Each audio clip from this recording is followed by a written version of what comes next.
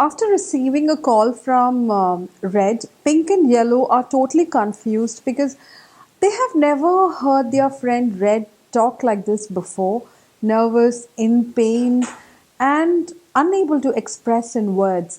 Because generally, she's a woman who is searching for her Mr. Right, right? So it is to be like a session of joke once she meets a man. There'll be so many things that she wants to share, especially the things that she blurted out, or if she was clumsy and she put something down. It's to always end in a laughter. And that is one of the reasons that she didn't want to share with her friend when she was going on a date again. So they are totally confused and sensing that their friend is in pain like any one of us would do. Both of them rushes to Red's house. The moment they reach her house and they get into the room and see her, they are totally in shock because generally Red is a fierce woman who dresses up really well. It doesn't matter whether she is at home or she's outside. But on that particular day, she looked totally shattered, not bothering about her clothes or her hair. She looked totally dejected, not interested in anything. But the moment she saw them, both Yellow and Pink, she gets on her foot and runs up to them and hugs them really hard. That hug was so hard that the friends could really feel the pain in her as if she is waiting to burst out and express her feelings.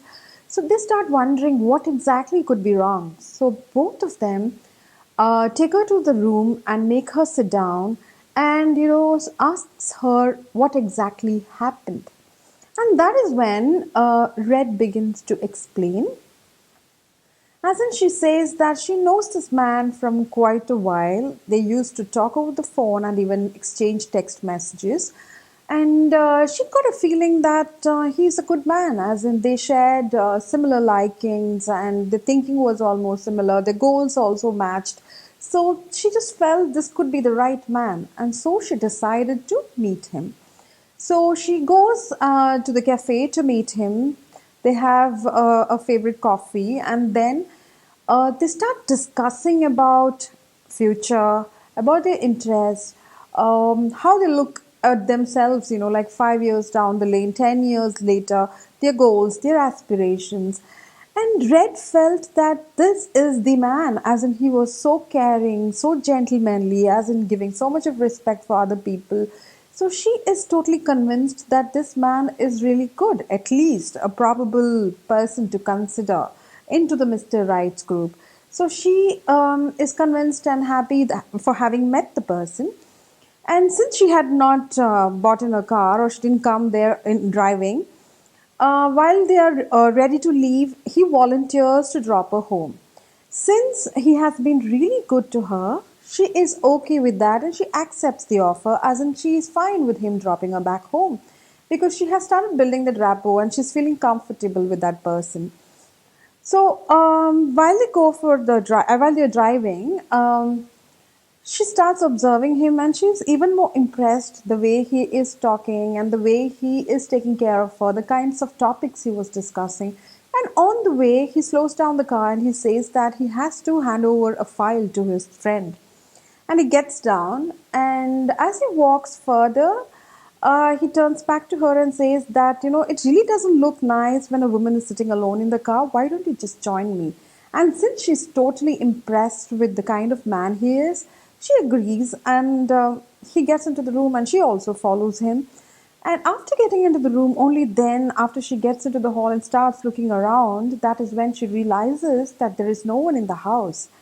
And on the spot, and in a spur of a moment, he starts misbehaving with her, starts molesting her, and ends up raping her.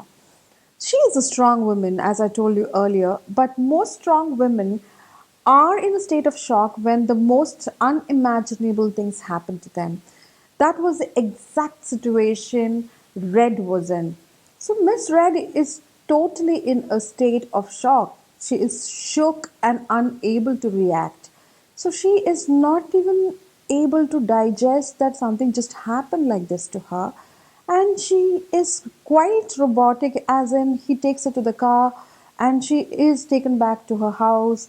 and there is absolutely no conversation. She's still sinking, she's just accepting the reality that has just happened to her.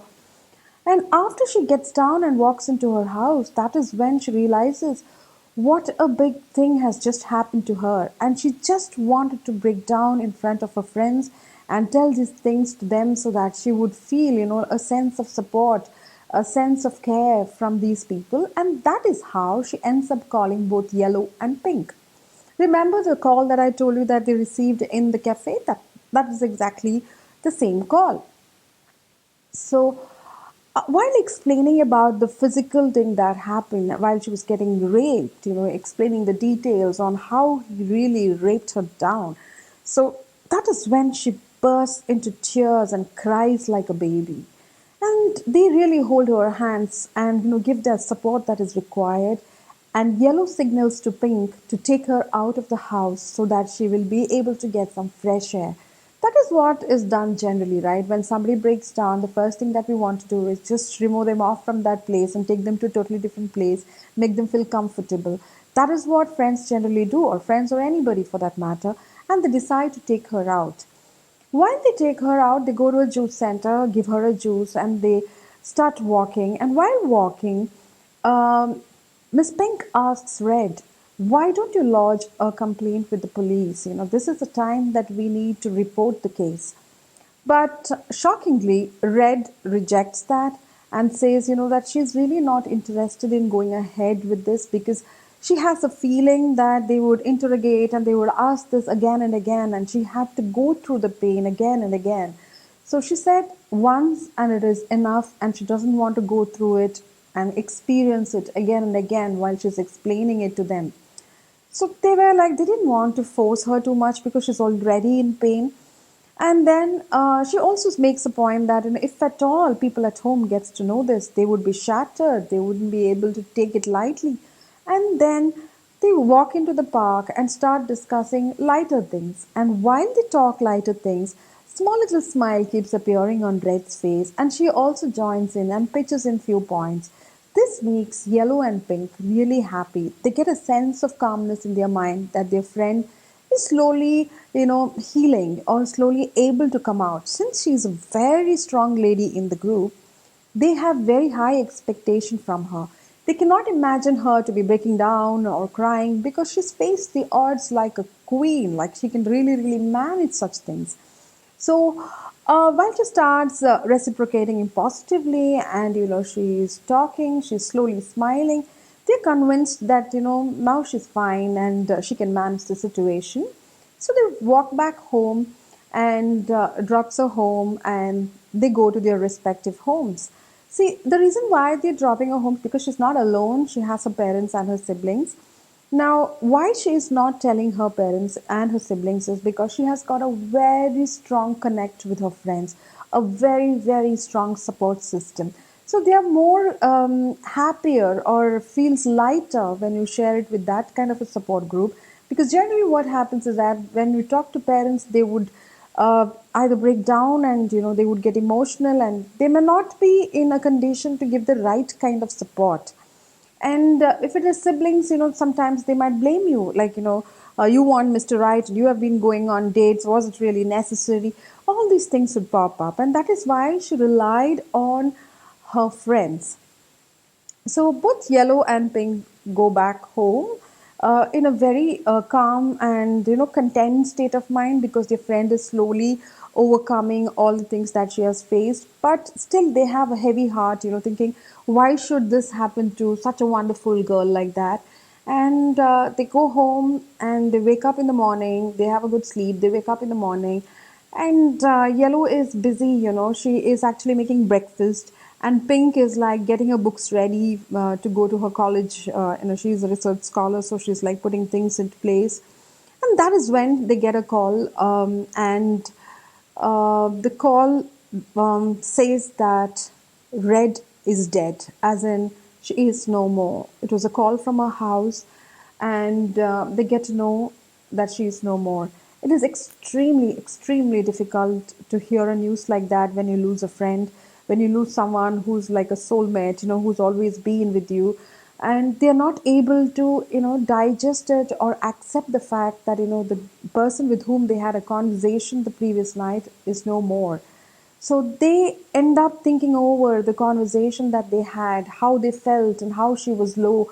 All that goes on in their mind, and they are literally taking time to accept that their friend, their companion, is no more with them. They would not be able to have the same fun that they always had. They wouldn't be there to share the burden, to talk, to discuss. They are really, really shattered by the news of her death.